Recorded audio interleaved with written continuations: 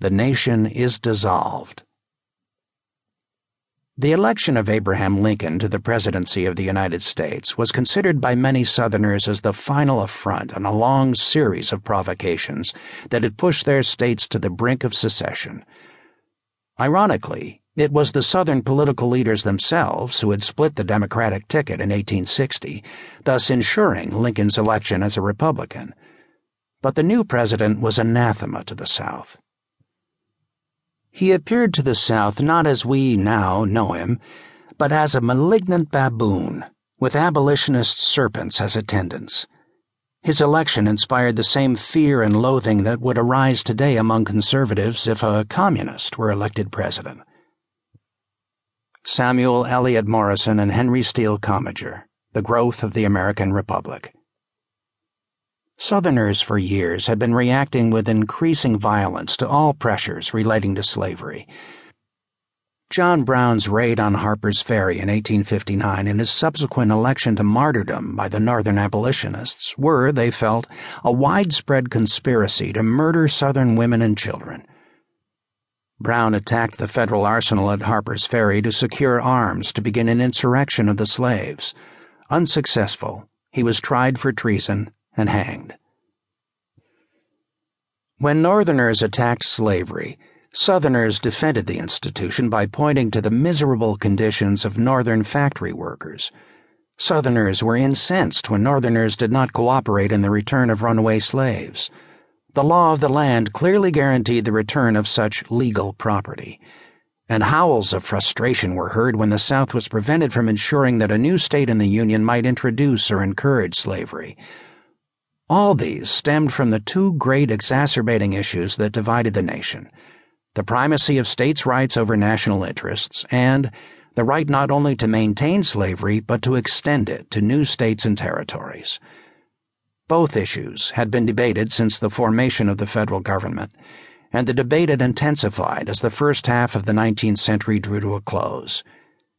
The case for secession, according to Morison and Commager, was based on the axiom that the federal Constitution created a confederacy, not a government, and did not impair state sovereignty. In 1800, the vast majority of American citizens felt more loyal to their respective states than to the Union.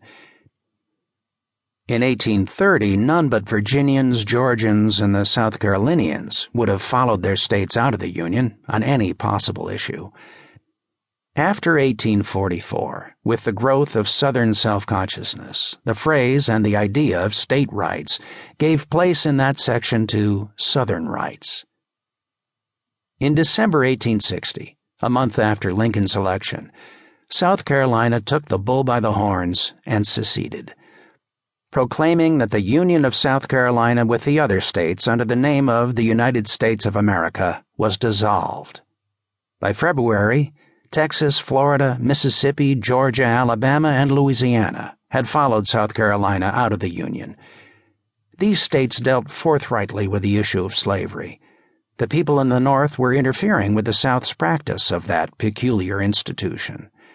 South Carolina's proclamation said in part, they, the North, have denounced as sinful the institution of slavery. They have permitted the open establishment among them of abolition societies, and have united in the election of a man to the high office of President of the U.S., whose opinions and purposes are hostile to slavery. Why was the issue of slavery so inflamed for Southerners? An important reason was the South's dependency on a single-crop economy. The invention of the cotton gin, and the consequent demand for cotton in the world market, had turned Southern planters away from such staples as tobacco and rice. By planting cotton, they were guaranteed a good profit, but this profit depended on cheap labor. So long as the slaves worked the field and a steady demand for cotton continued in the world market, part of this demand came from the mills in the North, slavery and cotton were a highly successful combination. By mid-century, more than 3/4 of the slave workforce, some 2.5 million slaves, picked cotton. The North had given up slavery long before, largely because it was uneconomical.